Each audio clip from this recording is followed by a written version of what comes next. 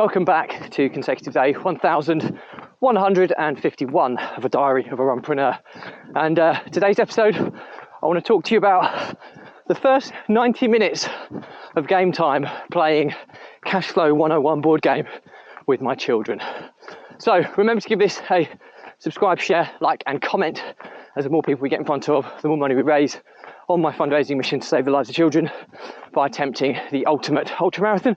All the information about the challenge and how you can get involved is in the link in the comments below. Thank you as always, and let's get started.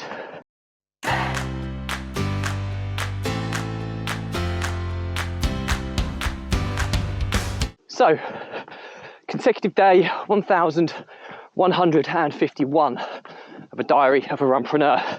And today's episode, I wanted to talk to you about the first 90 minutes of playing the famous board game Cashflow 101, which was created by Robert Kiyosaki of the Rich Dad Poor Dad kind of investment company. And it was Rich Dad Poor Dad, the book in particular, has been the biggest life-changing experience for me as an individual. Biggest life-changing experience for me as an individual of any investment book or teachings.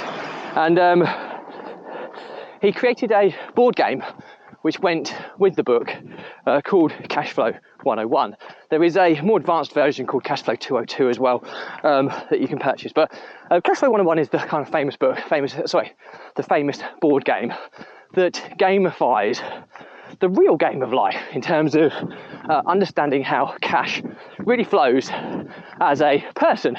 So whether you're in a job or business, whatever your profession, it's a really good way of indicating what happens in life. And the age range for this board game is for 14 years and above. And my children are 12, 10 and 8. I have a younger boy, 8, middle girl, 10, and an older boy, 12. And one of the key focuses that I've got this year is to start my children's financial education. And it's really, really important to me that whatever path they go down, they just need to understand about how money works. Because, you know, I'm not saying that being in employment is wrong if that makes you happy, but I want my kids to know, certainly, how to kind of preserve their future and preserve their legacy for their children and their children's children, and understand how that they can grow up having money working for them rather than against them. So just gonna let this guy go past me 1 second. So really, really important kind of concept there is understanding how money can work for you rather than against you.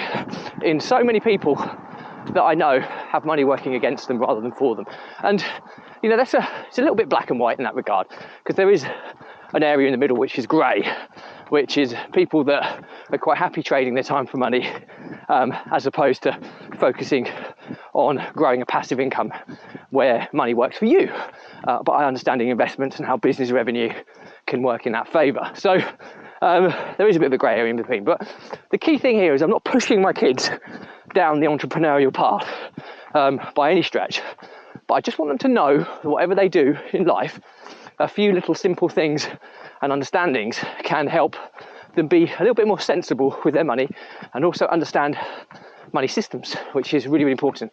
Where I would go as far to say that 90 to 95% of people don't understand this, which is scary, really, really scary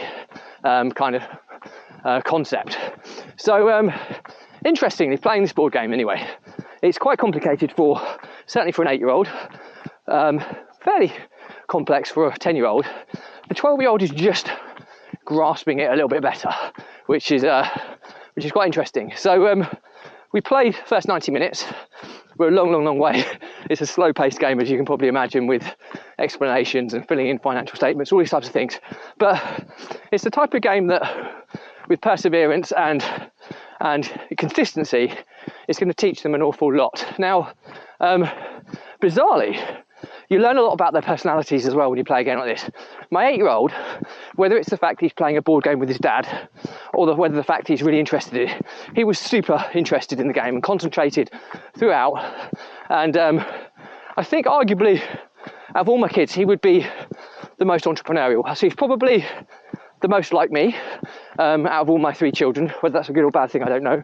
But he was really interested, and bizarrely, he had the worst fortune in the game in terms of landing on the kind of negative spaces and having to pay out more.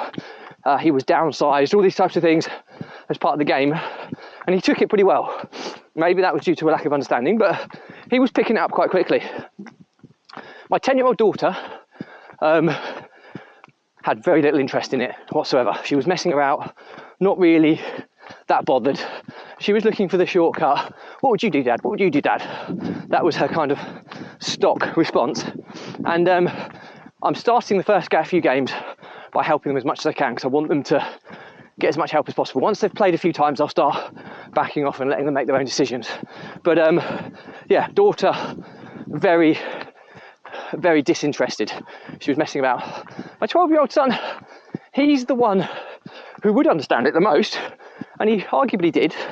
However, he would also get distracted by my 10-year-old daughter and would mess around, but would also be interested. And he was the one who was doing the best in the game. He was the one who'd made the moves, the right moves. I was helping him as well, but he made some pretty good moves, and he's fairly well progressed. He's certainly in the lead from us all. I was doing fairly well, although my last move I had to downside, which was a bit annoying. But obviously I understand the game and the teachings behind it, so how I do is almost irrelevant. But it's really, really important so for them to kind of see me playing with them and give them some steer. So in summary, the learnings from my diary for today, I'm going to do more episodes on this as the game progresses because we paused. But learnings from my diary today are that, first and foremost, get your kids involved in learning about their financial education. Now, if you don't know about this stuff already, you have a duty of care as a parent to learn about financial intelligence so that you can pass this invaluable knowledge onto your children. It's been the most invaluable thing in my financial position, bar none, is the Rich Dad Poor Dad books.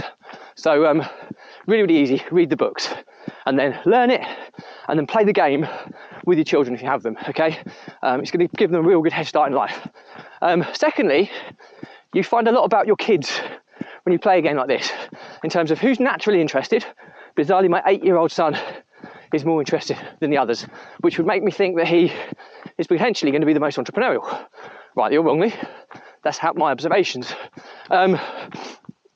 So you learn a lot about the personalities of your children and where they sit in terms of their financial intelligence.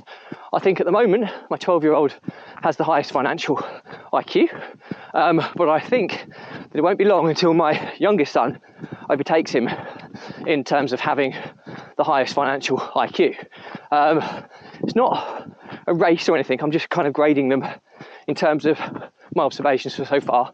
My daughter, even though she's 2 years older than my youngest son, I would say she's at the same level as him, possibly slightly below him in terms of her financial IQ.